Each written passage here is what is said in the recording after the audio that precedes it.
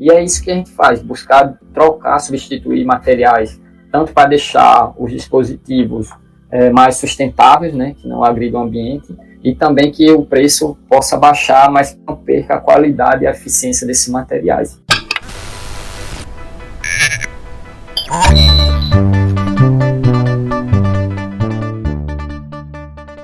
Esse é Cícero Inácio, químico pesquisador especializado em nanotecnologia e vai contar um pouco como sua pesquisa melhora o nosso dia a dia na prática. Eu sou Valber Gomes e esse é o Sabiné, um podcast para saber mais sobre a ciência e os cientistas do Nordeste.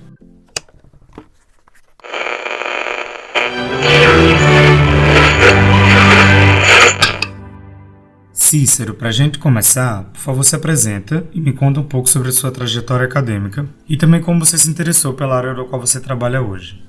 Eu sou Cícero Inácio, né? Tenho 35 anos hoje, então a minha trajetória de formação, como a maioria, é meia dificuldade, né? De inserir no ensino. Então, eu sou do interior de Alagoas, então a dificuldade de estudo também era muito grande, mas que a única opção que a gente tinha era estudar, né? Que é o que a gente vê hoje, que o ensino, a educação nos leva além daquilo que a gente sonha.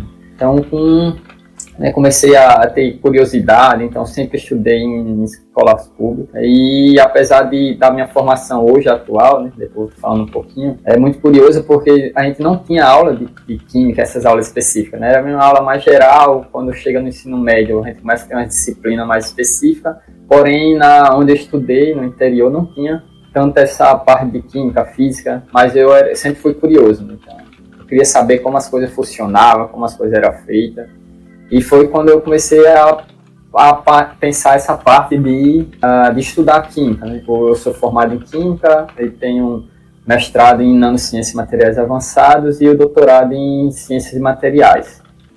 Então foi a partir daí, quando a minha graduação eu fiz em Sergipe, lá na UFS, aí depois fui para São Paulo, fiz mestrado, aí fiquei lá fazendo um ano de doutorado, mas depois eu tive que voltar para Sergipe e acabei passando na seleção de doutorado aqui na UFPE, né, aqui em Pernambuco. E aí eu fiz doutorado em Ciências de Materiais aqui na UFPE. E então a trajetória é essa, né? Tipo, a gente sempre, como a gente vê hoje, a maioria dos jovens, né, apesar que muda um pouco a realidade, quando se muda a realidade do interior para uma capital é diferente, mas as dificuldades a gente meio que se compara, eu acho que é diferente, mas o jovem hoje da capital, vamos dizer que tem acesso ao ensino tudo, mas não busca às vezes estudar. O do interior às vezes quer estudar, mas não tem o acesso à infraestrutura. Mas essa foi, assim, de forma geral, a minha trajetória. Você sempre pensou em seguir a carreira acadêmica? Sim. Na verdade, já tinha essa vontade de ensinar.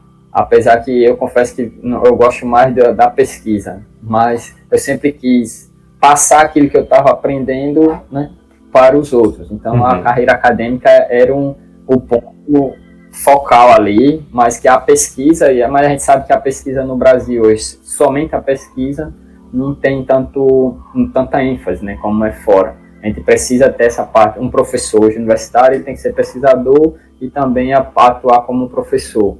E é bom, mas às vezes tem umas complicações, mas a gente vai nessa luta. Mas sempre tive essa vontade assim, de ensinar, tá passando toda a parte de aprendizado, né? Que a gente aprende, estuda, é financiado, né, para isso e que precisa passar também esse conhecimento depois de alguma forma para a sociedade.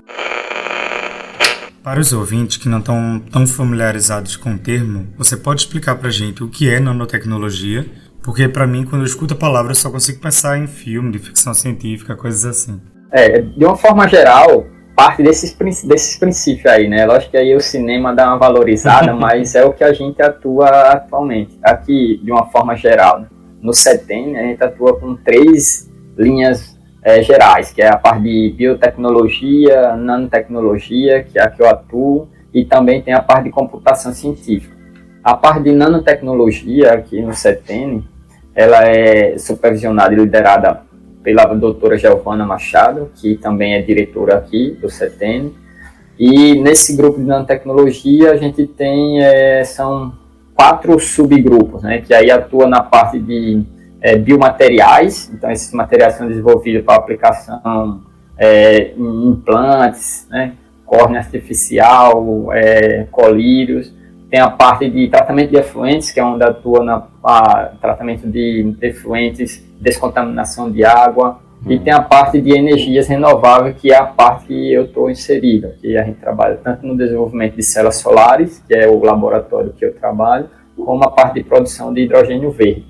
Então, a nanotecnologia, a gente parte disso mesmo, justamente isso que também me interessou a estudar, né? Como as coisas são formadas, como o átomo é dividido, como a gente trabalha com esses nanomateriais, porque é uma escala, a gente já fala, nanométrica, né? Então, são coisas que a gente não consegue ver, a não ser com técnicas avançadas que hoje já existem.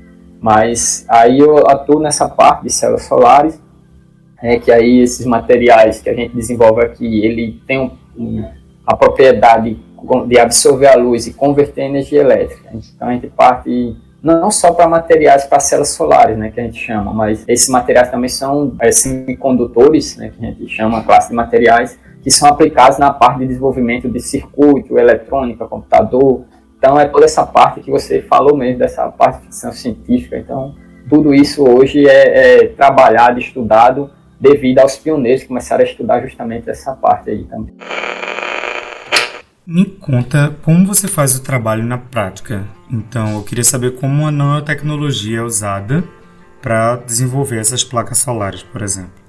Então, os materiais que a gente utiliza, né, que a gente chama de semicondutores, são materiais nanométricos, aí tem várias composições, então você já deve ter visto a tabela periódica, né, tem vários elementos. Então, a gente junta esses elementos, seja eles naturais ou sintéticos, que a gente pode desenvolver no laboratório, e esses materiais vão apresentar umas propriedades. Como a gente fala que é um material bulk, um material inteiro, né, em escala maior, ele apresenta propriedades específicas. Quando você reduz esse material para nanométrico, aí ele pode potencializar essas propriedades ou pode adquirir uma propriedade nova, que são o que a gente utiliza tanto na parte de célula solar quanto na parte de produção de hidrogênio.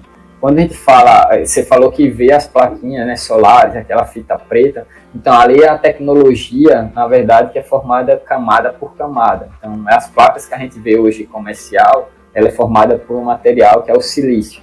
As placas solares que a gente desenvolve hoje, os materiais aqui no CETENI, né, não só aqui, mas no mundo todo agora, são os materiais emergentes que chamam de materiais de perovskitas, que são materiais diferentes do silício, mas que têm a capacidade e a propriedade de absorver a luz e converter em energia elétrica. E são camadas realmente muito finas, né? A gente trabalha ali em 4, 5 camadas nanométricas. Então, são coisas que só dá para ver com um microscópio potente, que também tem aqui no CETENI, tem toda uma infraestrutura, e a gente está montando, deixando no laboratório para essa aplicação. E esses materiais também podem ser utilizados para geração do hidrogênio. Então, o hidrogênio ele pode ser gerado e adquirido de várias formas, tanto da quebra da água, da eletrólise, que a gente chama, por luz solar. Então, a gente irradia a luz solar nesses materiais dentro de uma solução. Aí vai depender do tipo de material, você pode gerar o hidrogênio ali também.